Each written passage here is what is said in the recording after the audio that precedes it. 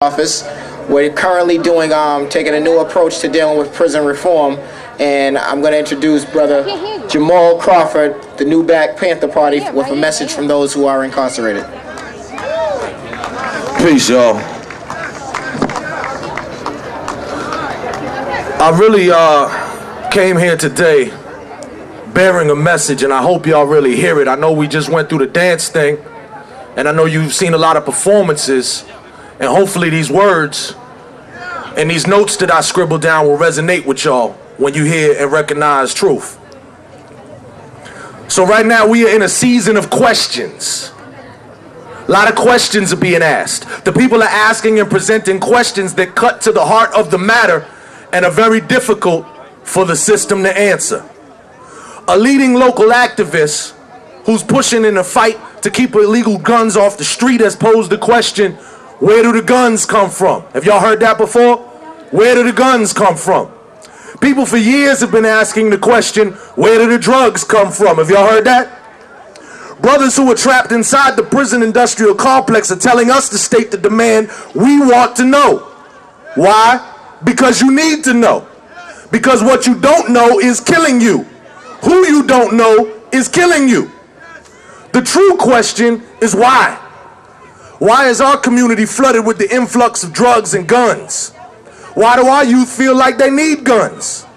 And communities right next to us are seemingly free of these very same ills.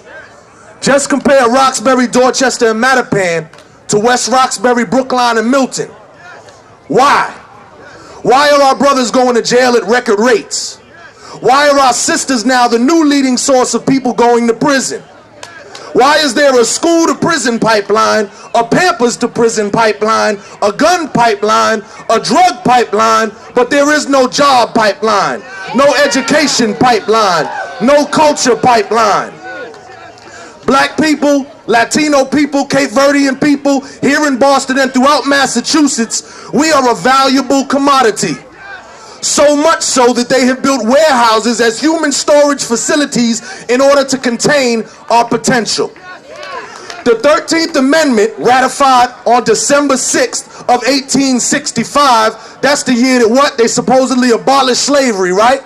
But right in that same Constitution, the 13th Amendment, neither slavery nor involuntary servitude, except as a punishment for crime whereof the party shall have been duly convicted, shall exist within the United States.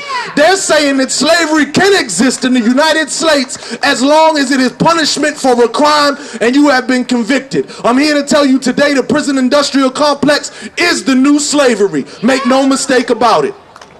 When we speak truth to power and have the courage to raise these questions, we do so from almost a rhetorical position.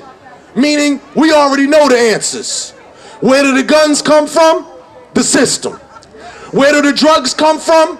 The system. Why are our brothers and sisters locked up in record numbers? To feed the system. Why is all of this happening disproportionately to us? Because this is the design and plan of the system. We cannot continue to petition the government as if they are our allies in the fight for righteousness and justice. They are the ones who stand in the way of righteousness and prevent justice. We are gathered here today as guests. Did y'all know we are guests here today?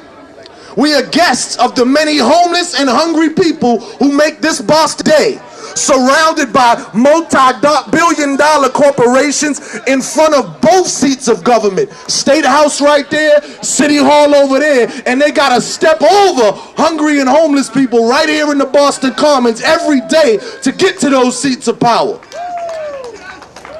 And all of those hungry people, you could throw a rock in every direction and hit a restaurant. Some of them, everything from 5-star restaurants to McDonald's. And we got hungry people. Don't tell me that we haven't ignored the problem. Don't tell me that the government is here to help. They can see. So let us not stand before the government with our problems as if this government is here to help the people. Our problems are the government's plans. They meant for this to happen. They make this happen. And things are going according to plan. Things are going too good for them to stop now. The only way to stop our problems is if we stop them, ourselves first.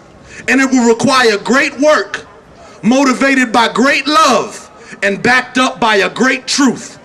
For the issues in our community, the experts who have the best analysis of the problem and those who are best suited to have an impact and create a solution have been separated from us. They have been disconnected from us, our own people, and they've locked the answers up and away from us. They lock us down to a low place. They lock us up, and you know most people go through a day without ever looking up. Is that true? They lock us away, out of sight, out of mind. They lock us out of the process, out of hope, out of luck. You take a young person who's having difficulties and you hit him over the head with 15 years, and at the same time he has given nothing to address the difficulties that brought him there in the first place. And at the same time, there is nothing waiting for him on the outside in the way of resources and opportunities. Then the system is fermenting problems until the problems become even more potent and intoxicating. When that person is released into society with nothing more than a pat on the behind, after 15 years of separation, stress, lack of human concern, and a degrading of basic dignity, not to mention the negative influences inside prison, the constant threat of violence or assault, harassment by guards, pornography, gangs, drugs, and thug mentality, all of this with very little or none at all of positive activities, education, culture, or anything even remotely resembling rehabilitation. And then you send them back into the community so we can get a surprise that has been marinating for 15 years. Those people who marched and stood with King, the brothers on the inside are asking, are you still around? Those on the inside have a challenge for those on the outside. King got killed while organizing for garbage men in the South. King stood for working people, for poor people. Who will stand for imprisoned people? Who will stand for the prisoners of the system trapped in the system? The Martin Luther King dream stipulates unless these things are carried out. Meaning Martin Luther King said his dream will only be carried out if these things are in place. And they have not been in place. Matter of fact, who killed King? The Declaration of Independence guarantees us life, liberty, and the pursuit of happiness. But now, the cost of living is going up. The chances of living are going down. Our youth are burdened by death and heavy laden with buttons, and they know that life is not guaranteed. With so many of our people locked up, we know that liberty is not guaranteed. And now with disparities across the board in education, healthcare, housing, and social services, now we even can see that even the pursuit of happiness is not guaranteed equally with justice for all. Deval Patrick told us together we can. Obama tells us yes we can. Both have spoken about change and hope. But another question, when? Let those walls separate us fall down like the walls of Jericho. Like God in the Bible shaking the foundation of the prison to free his apostle to do his work. How can you have a city or a state campaign against crime where you have identified the key players, the so-called impact players, and not have a conversation with them? The answers to many of our questions are locked away. Many of these people have seen the light even from inside the most darkest of places. And they now seek to redeem their responsibility and accept their accountability. And the mayor and the governor need to research and study through discussion with the brothers on the inside, with those who are intimately acquainted with the problem and now want to be a part of the solution. Now I'm telling you right now, we have a table back there. This is the Blackstonian newspaper. I'm the Boston chapter chairman and the national minister of information for the new Black Panther Party. We represent the hood. A lot of people talking about the hood. We are the hood. We are the community. This is where we live, and we want to save the community. We doing good in the hood. Y'all can support us back there. Come visit us. Holler at us, because this thing is getting out of control, and only we gonna save us. I just want to bring up my brother right here, Michael Barnes. Many of y'all might know, the warrior, and he's gonna bless y'all with a few words right quick. How y'all doing? Hey, listen, I want to speak from the inside out. I did 8 years in the penitentiary myself and came back in 1999 and have never looked back. So I speak for those on the inside. I am the voice for them. I did 23 hours in one. And I can tell you firsthand, it is not good. Nobody cares about us on the inside. Nobody has a voice. Those words that you just heard came from the inside. They were written by brothers on the inside.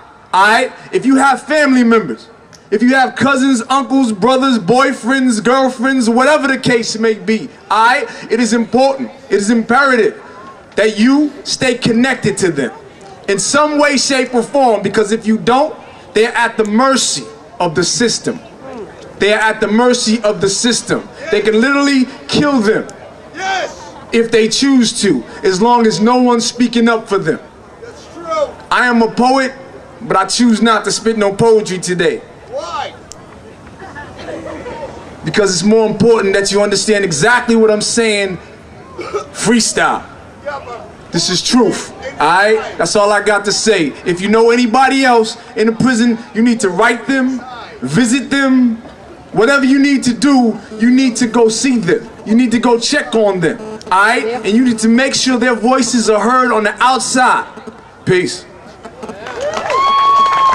Black Power, y'all. Free them all. Free Matulu. Free Mumia. Free all the brothers who's incarcerated, many of whom are on trumped up charges, false imprisonment, police brutality. Y'all know the story. Black Power.